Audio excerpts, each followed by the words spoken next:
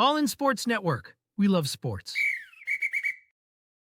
Today is Saturday, August 30th, and this is the reaction episode to the Texas Longhorns season opener loss to the Ohio State Buckeyes 14-7. And this is All in Horns, brought to you by Rogue Sports Network. I'm Tanner Carlson. That is Jake Jimerson.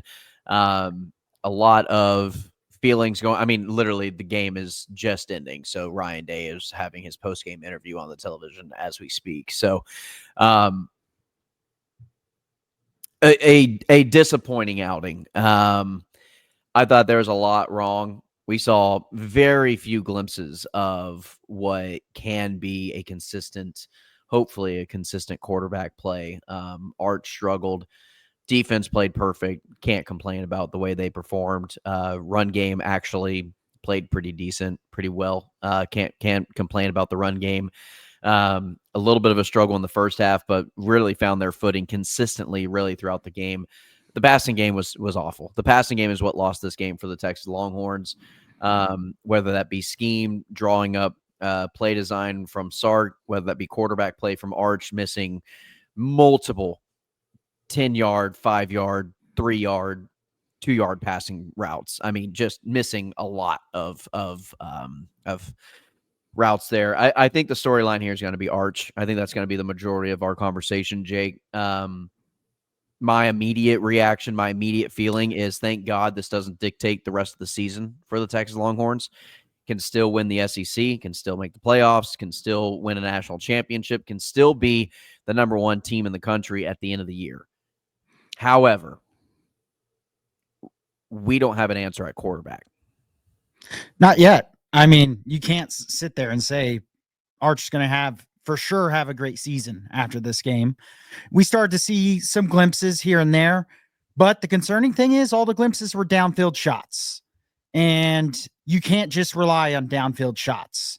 And the underneath throwing and the intermediate throwing was bad. Lost Texas this game.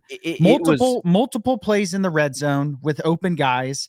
And then you go, well, can you even trust throwing it in the red zone in this game, at least? I mean, not every defense is going to be Ohio State. Let's just say that first off. Ohio State probably is the best secondary in the country. Texas this is the best defense Texas will play all year in the regular season. Maybe Georgia. Best pass defense for sure. And then run defense is going to be one of the best for sure, at the least. And for me to come out of the game feeling pretty good about the O-line and not so great about the quarterback play was not what I was expecting. We both picked Texas to lose this game. The manner of the loss was just different than what we expected. I don't think either of us expected to be so disappointed in Arch's play specifically. And especially just, I mean, like I said, the downfield throws were fine other than the pick. The pick was bad. It was late and it was underthrown. But the red zone play where Wingo was wide open on a crossing route and he threw it in the dirt, which I don't even know how he did. It was a 3-yard pass. And then on the final drive, Wingo wide open on 3rd down and 5, not only for a first down, they're probably in the red zone.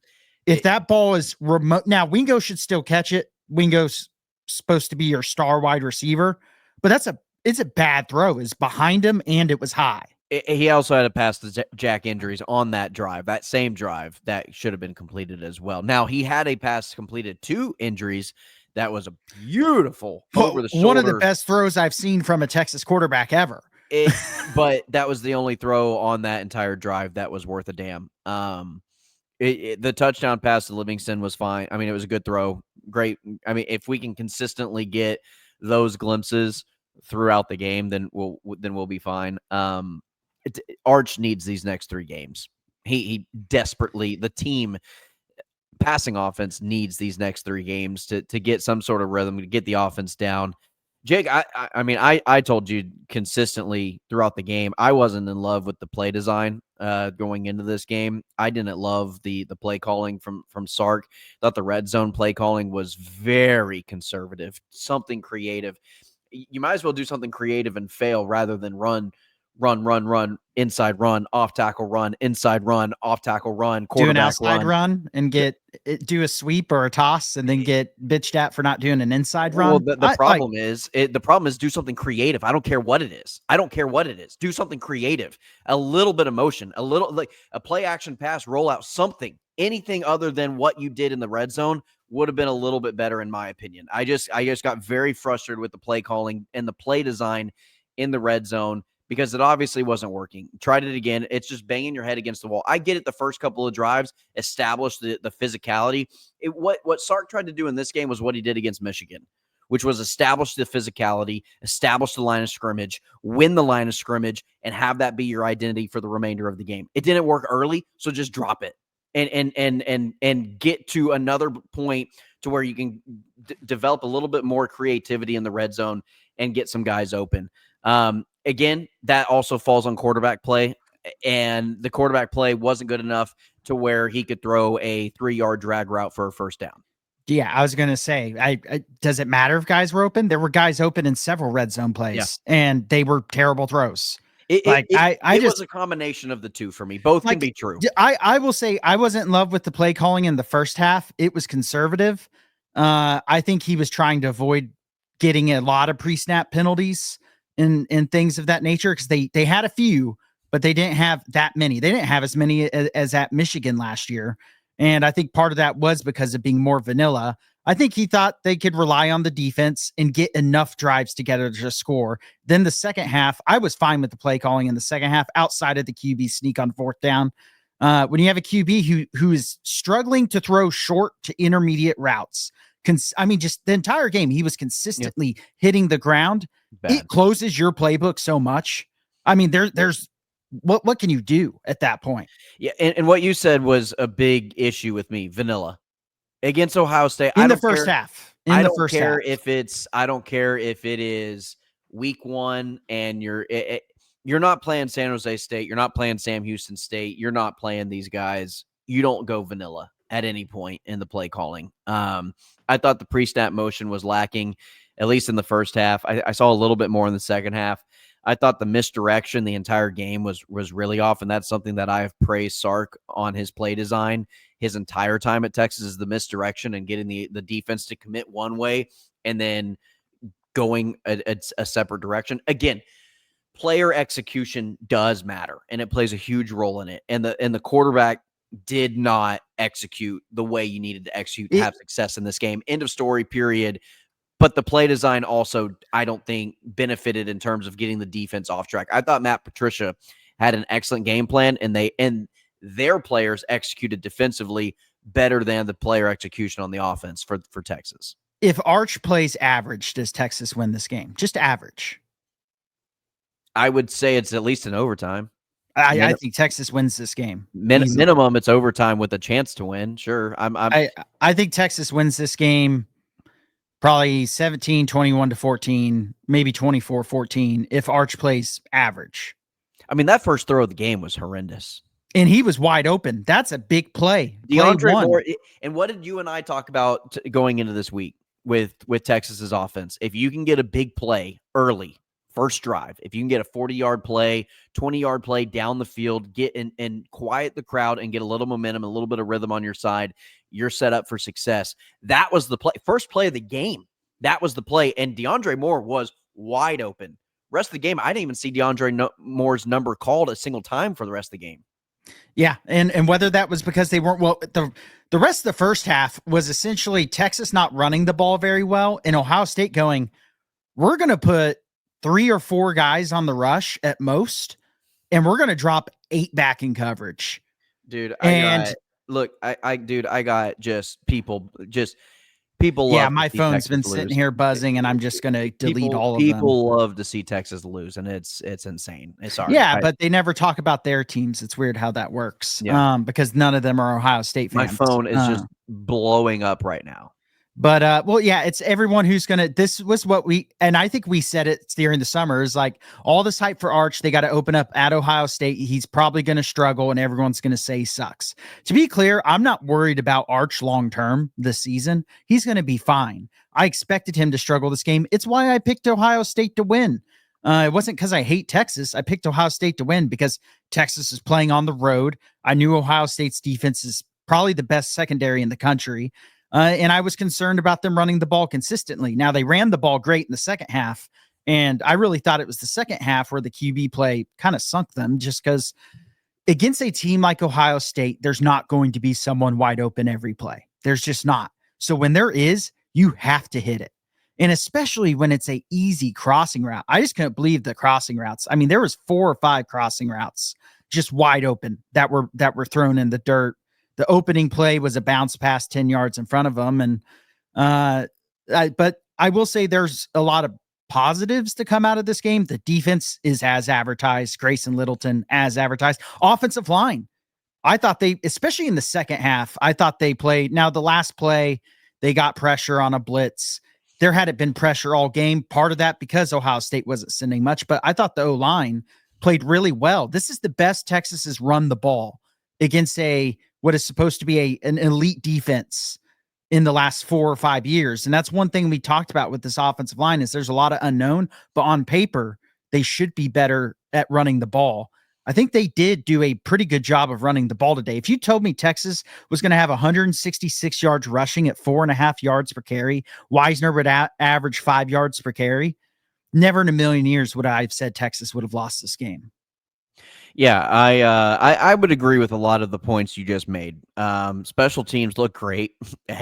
I'll take Boomeister. Boomeister was the player of the game for the offense. I mean, the amount of times he set Ohio State in poor field position and Texas actually winning the field position battle, God, did that feel good to just say out loud.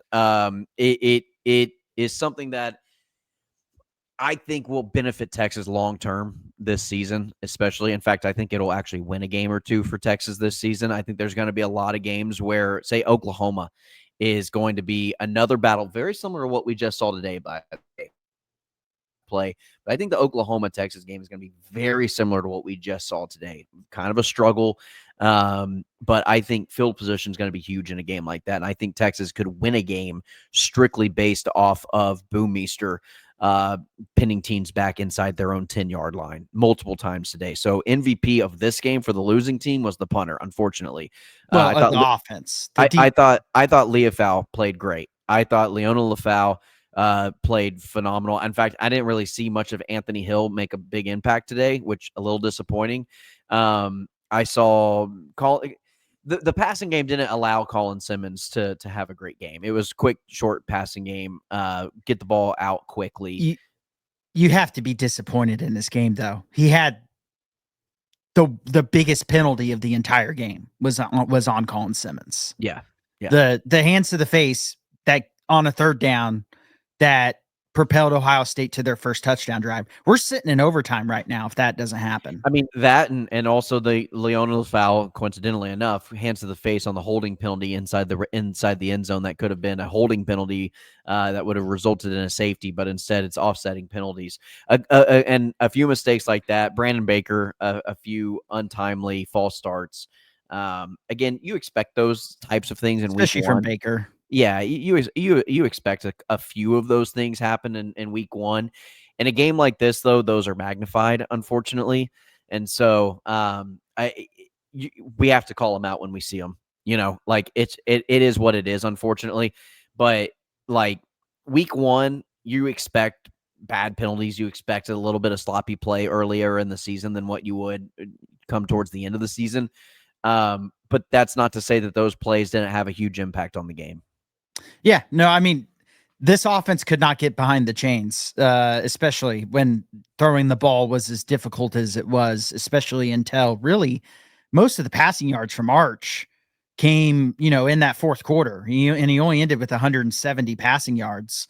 Coincidentally enough, had a better passing game maybe than Julian Saban. Well, coincidentally enough, Texas had more first downs than Ohio State. They had 130 more yards than Ohio State.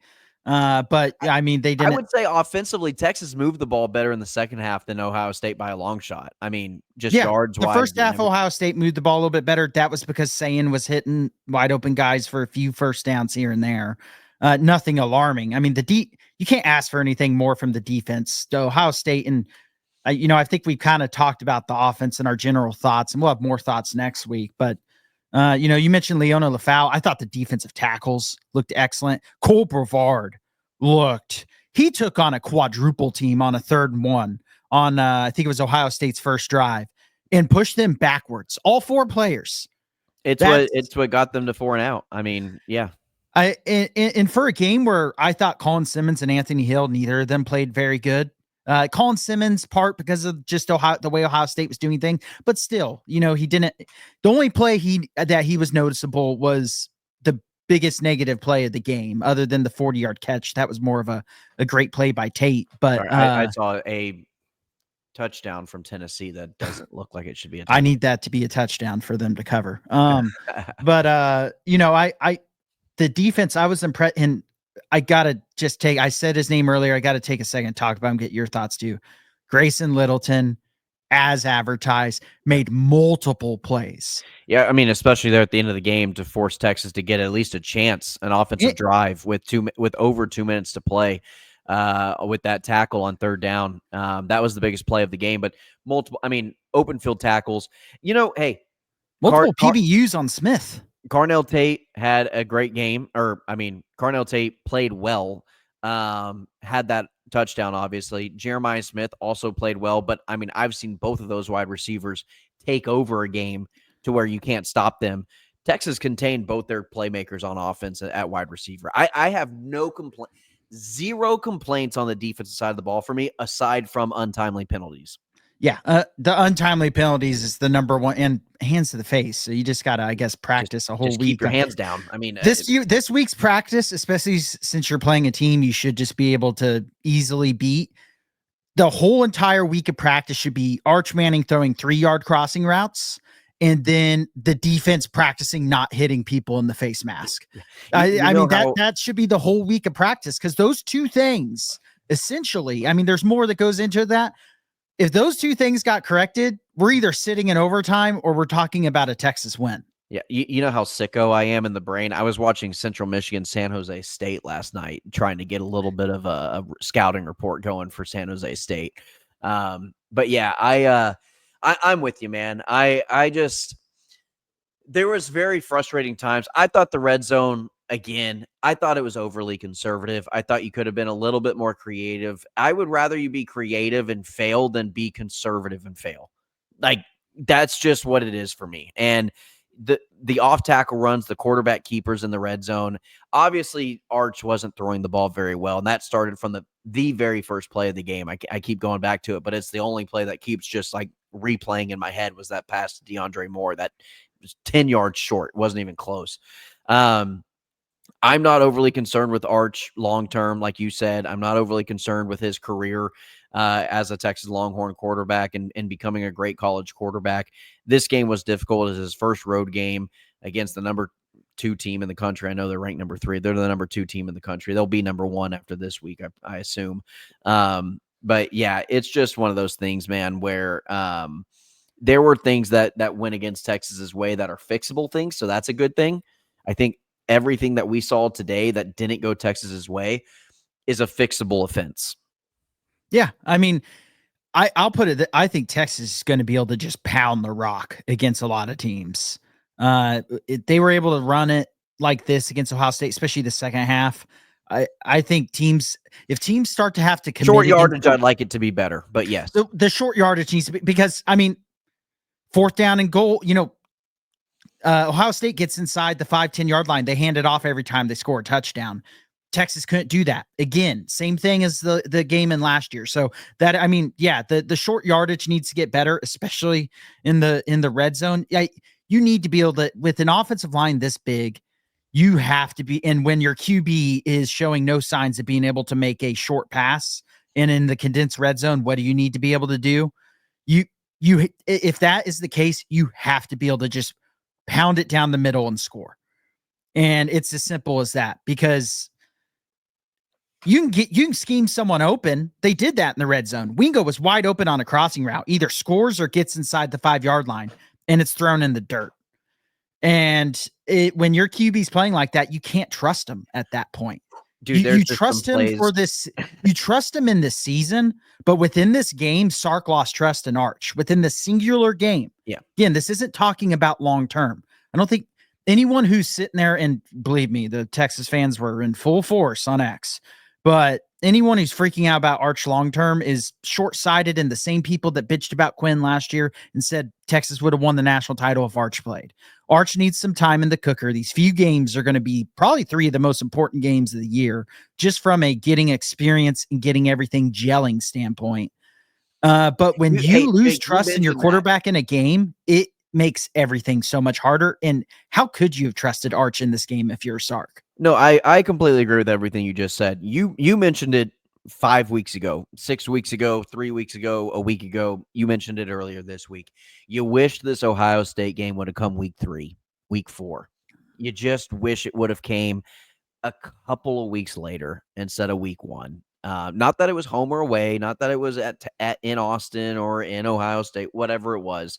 You just would have wished it would have happened 2 to 3 weeks a little bit later into the non-conference season, just for this team to feel a little bit more gelled.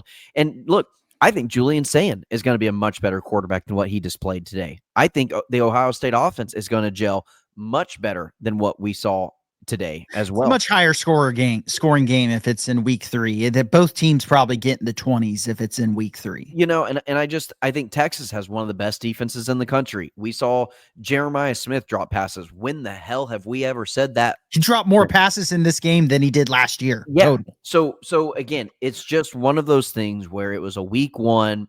Both teams, I think both teams are going to be national championship favorites moving forward, going into the playoff. I think both teams are playoff teams. In fact, we could see this matchup again come playoffs, and it might be a completely different game.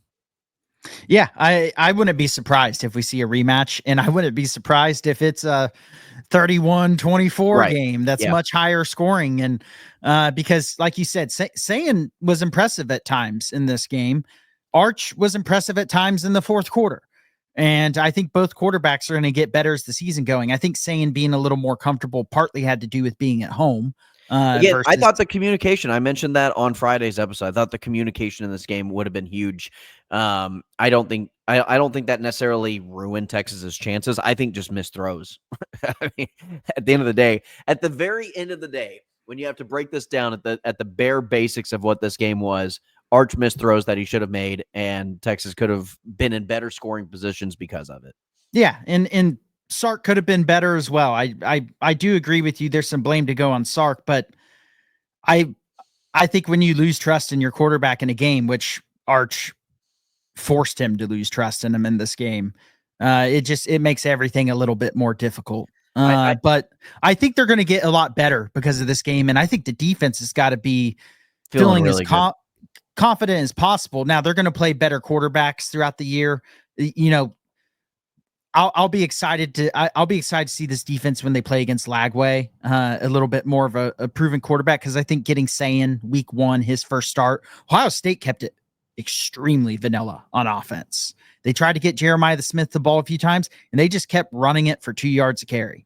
And because they got that one drive where Texas committed 2 stupid penalties on defense, one really that was backbreaking, and took advantage.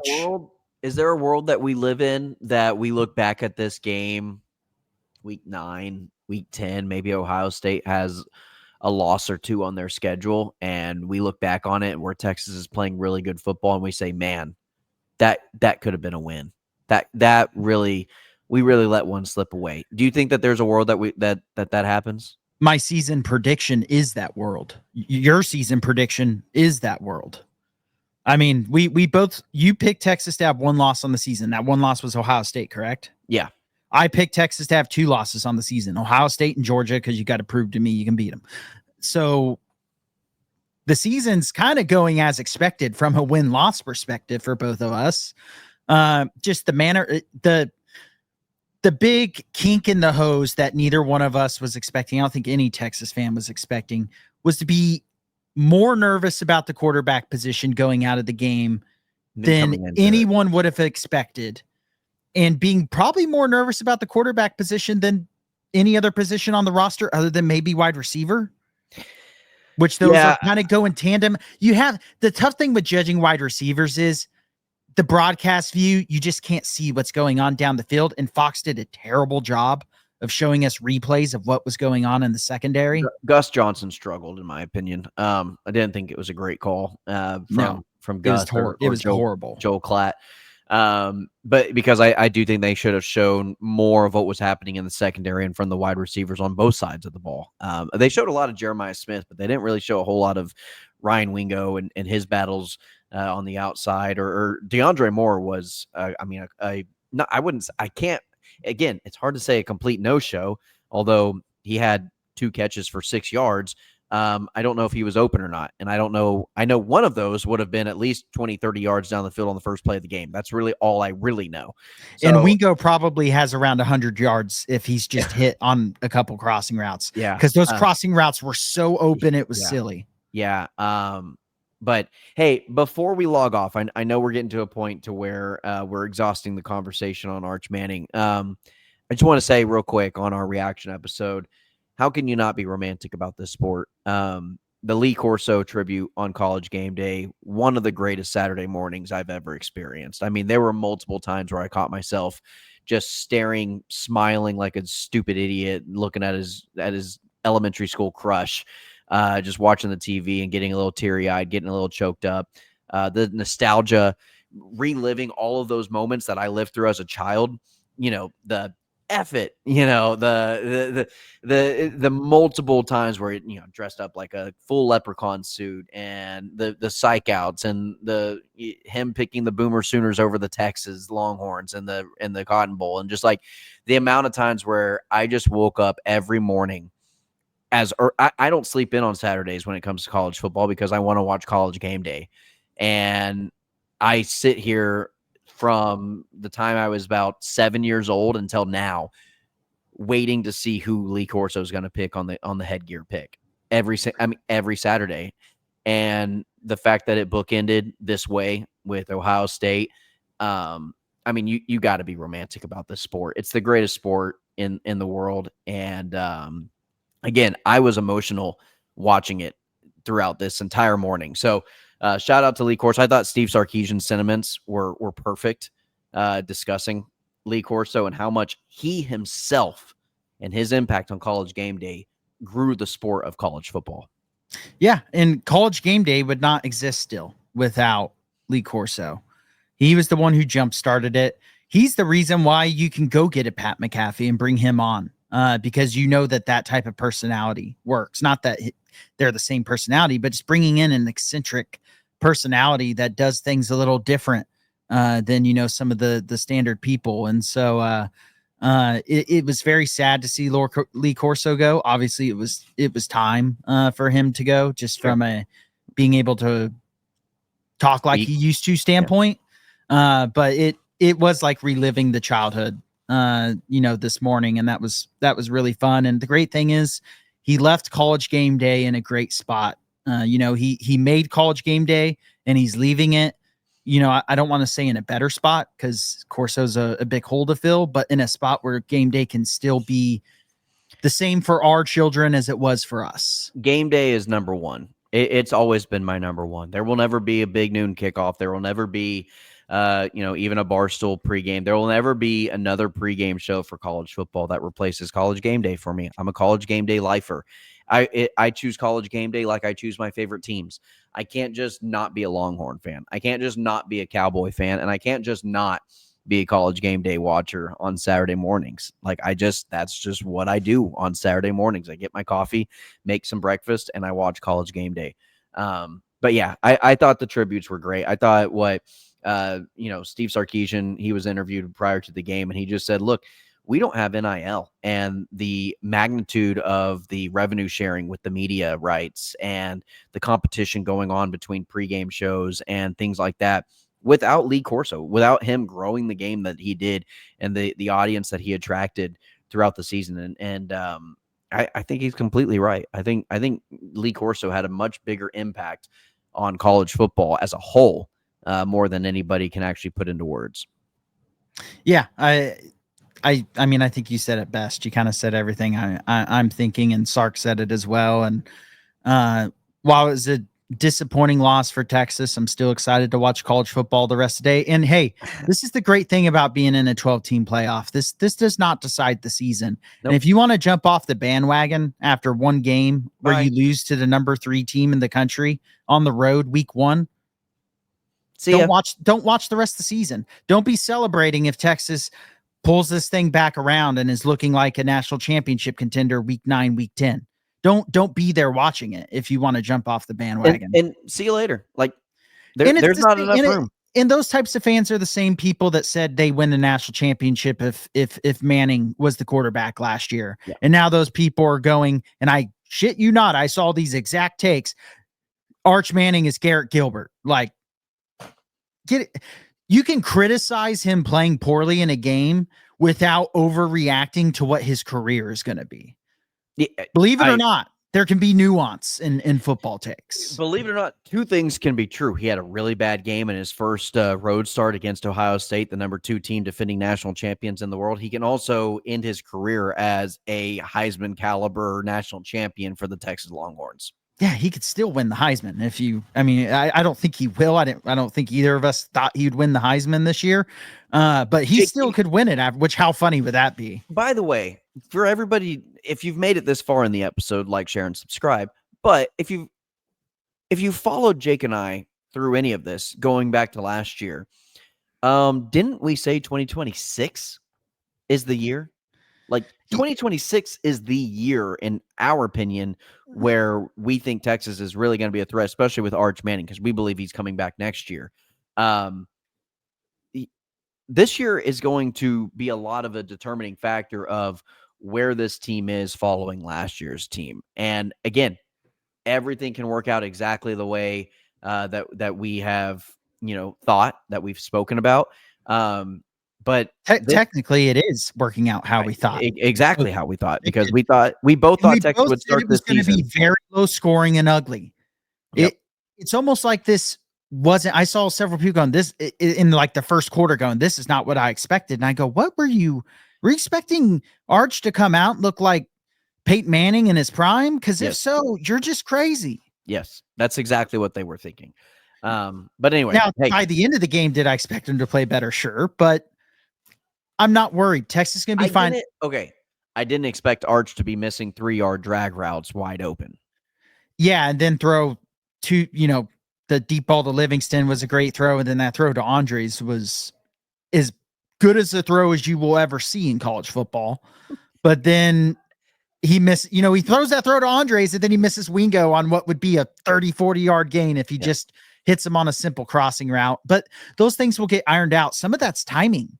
Those hitting guys on the move that aren't just a fade. Forget fades, they throw all the time because it's like shooting 3-pointers in the gym. It's the fun thing to do.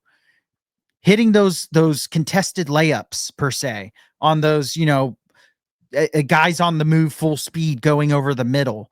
Those will get better as time comes. And those are where Quinn Ewers excelled at, ironically enough. Yep. It's like where he got kind of the inverse. He hit some great deep balls this game. Couldn't hit those short to intermediate throws that we've taken for granted the last few years. I'm not saying that Arch is going to be worse or better than Quinn. I'm just saying you got to give him a little time to cook. And these next 3 games are going to be instrumental for him just getting the confidence and getting, maybe not trying to throw the ball like Joe Milton a few times. That was the other thing I don't think we talked about was just there was times where I think he took Sark's let it rip a little too seriously of like, I'm just going to try to rip my wide receiver's fingers off with some of the bullet passes, but Arch will be fine. And I don't think the tone of this podcast has been all that negative for coming off a loss. I think a loss was maybe not expected because you never want to expect to lose when you expect to be a national title contender, but it was always in consideration. It was very much in the cards.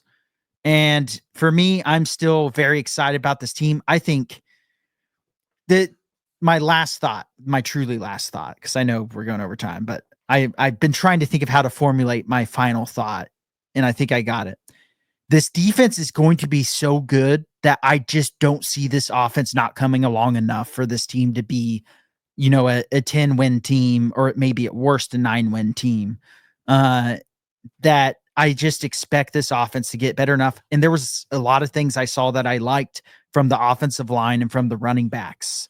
We didn't even talk about CJ Baxter looking good. We'll talk about all this during the week, but there were things to like. And if you're going to tell me that this season is reliant on Arch Manning just being able to hit a 3-yard crossing route a couple times, I feel like Texas is going to be fine in the long run. I love the way you put that. I'll let you end the show with that. All right, that's going to do it for today's episode. Please like, share, and subscribe. Again, it's a long season ahead. It's a disappointing week 1 in terms of the results. But like Jake said, I'll be honest with you, I plan on doing nothing else other than sitting exactly where I'm sitting right here and looking up and watching the TV screen and watching the rest of these games play out the way they do in week 1, all the way through tomorrow and into Monday as well, by the way. Great game with TCU in North Carolina. So, yeah, I'm looking forward to it. I think it's going to be a great year. A disappointing week 1 outcome, again, doesn't deter me whether my thoughts on this team in terms of come December, mid-December going into January, where this team is going to end up. So, all right, that's going to do it. That is Jake Jimerson. I'm Tanner Carlson. Please like, share, and subscribe to the channel. As always, ladies and gentlemen, horns go up. Hook 'em. All in Sports Network. We love sports.